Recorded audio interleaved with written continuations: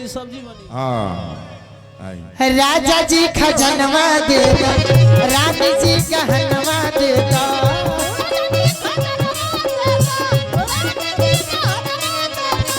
राजा जी खजनवा दे दो, रानी जी गहनवा दे दो।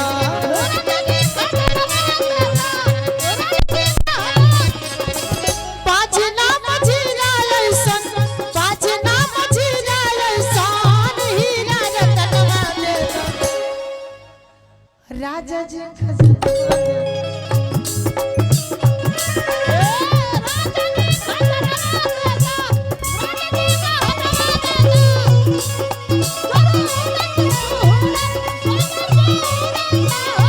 राजा जी करे करा जरूरत मुहूर्त खूब सूरत। ए सखी हमारा जनाता बबुआ जीएम होई है ना नाई तो पीएम होई है हो। हमारा बुझाता बबुआ जीएम होई है ना हमारा जनाता बबुआ जीएम होई है ना नाई तो पीएम होई है हो। एललना एललना एललना ही के सितारा ई तसीम होई है ओह से ऊपर जीएम होई है।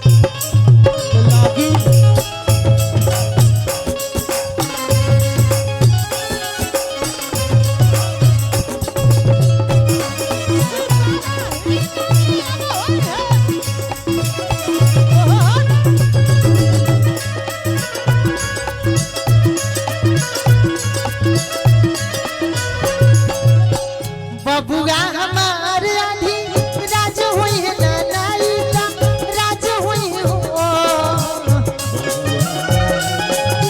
राज हुई है राज हुई है कहेगा भैया तनी कमरिया धके दबो ए मुनवा तनी कमरिया धके दबो ए मुनवा के पापा।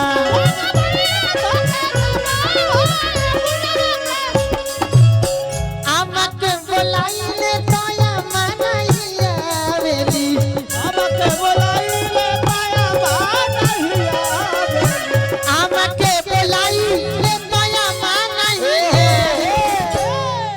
ए भैया ई बात ना भई हई देखी हई बबुआ के हई ले गई आई सब परिवार खालिए रह गल का तुमने कुछ चले और भैया का हम माइक दे कुछ रुपया अपना मुंह से बोली बोली ना ना एको शब्द बोली रुआ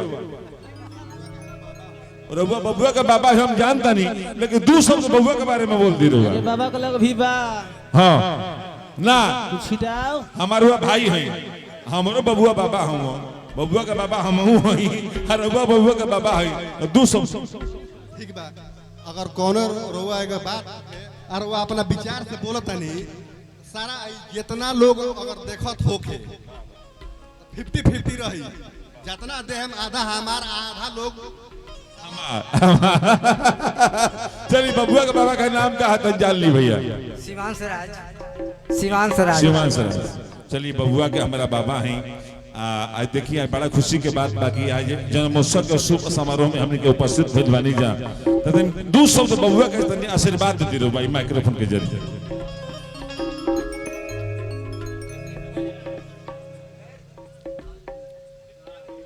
बाबू खातिर हमने के बहुत बढ़िया काम करम सब बहुत बड़े कोयला बानी सब आगे भी करम सब आ जातना बाचल बा वो भी पूरा करम सोन हमनी के सारा हमनी रउआ लोग के सारा लोग के विचार बा कि ये बात के हमनी के सहयोग बा कि एमे सारा लोग के सहयोग बा आके हमनी के मेहनत बा जौन काम बा करतन पूरा करतन आ सारा लोग जे भी देखत होके आइल बा उ सारा अपन भाई सारी बेटी सारा लोग अपने बा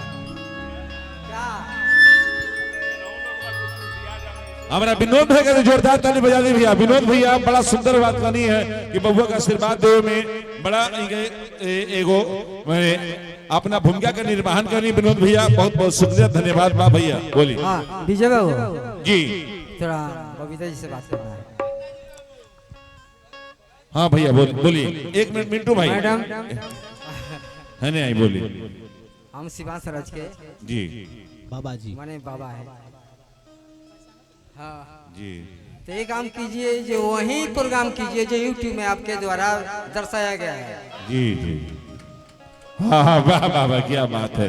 हम यूट्यूबर वही डांस और वही प्रोग्राम और वही गाना जो आपके द्वारा दर्शाया गया है हम देखकर आपको यहाँ बुलाए हैं क्योंकि हमको इतना प्रभावित हुए थे उस गाने से चाहे उस प्रोग्राम से आपकी कला से। हम भी एक कलाकार थे पहले हमें भी ड्रामा में नहीं कहना चाहिए था ना बोलिए भैया बोलिए। नहीं कहना चाहिए था लेडीज के रोल करते थे सब कोई जानता है। हाँ माने सब कोई जानता है कि हम भी लेडीज के रोल करते थे। चेहरा नहीं है ना भाई लेकिन कलाकार की कलाकारी देखा जाता है। हाँ एक मिनट रुको। और रही बात हम भी एक कलेक्ट्रेट में नाजिर हैं। हम ही कलेक्ट्रेट में नाजिर हैं। ये मेरे अपने मन से अपने सहयोग भाइयों से जैसे उसियर बाबा है कैलाश जी हैं वशिष्ठ जी हैं इन लोगों के सहयोग से आपको बुलाने का मन में ठान लिया था। इसलिए सोचे जो वही कला दिखा दीजिए जो यूट्यूब में आपके डांस को देखकर गाने को हम लोग प्रभावित हुए हैं वही थोड़ा आनंद ले लें। एक बात मैं आपकी बात को समझ रहा हूँ ज्योतिष भाई एक चीज को लोग समझना चाहते हैं कि आप गोलू राजा का थी जो म्यूजिक पर आपने जो गाना गाया था निश्चित रूप से गोलू राजा से हट कर आपने बोला था। गोलू राजा आपके चरण स्पर्श को प्रणाम किया था। मैं यूट्यूब पर मैं देखा हूँ मैं ये चीज को देखा हूँ। ज्योतिष भाई एक गीत को थोड़ा सा अपने मुखार से बोल दीजिए कि जकरास लब कैलू ओ करे से परेशानी बा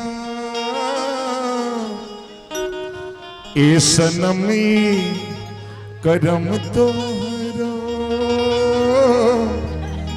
लागे खने दानी बा। बस इसी गीत को आपके मुकाबले हम सुनना चाहते हैं। सब मैं नहीं सारे लोग इस चीज को सुनना चाहते हैं। इस चीज को आप बढ़िया मेरा तो आवाज नहीं है लेकिन चलिए पारी म्यूजिशियन लोग आपसे रिक्वेस्ट है ये गाना है छोड़ा छोड़ा कलैया सैया भोर हो गई तनी तक ना अंगनमा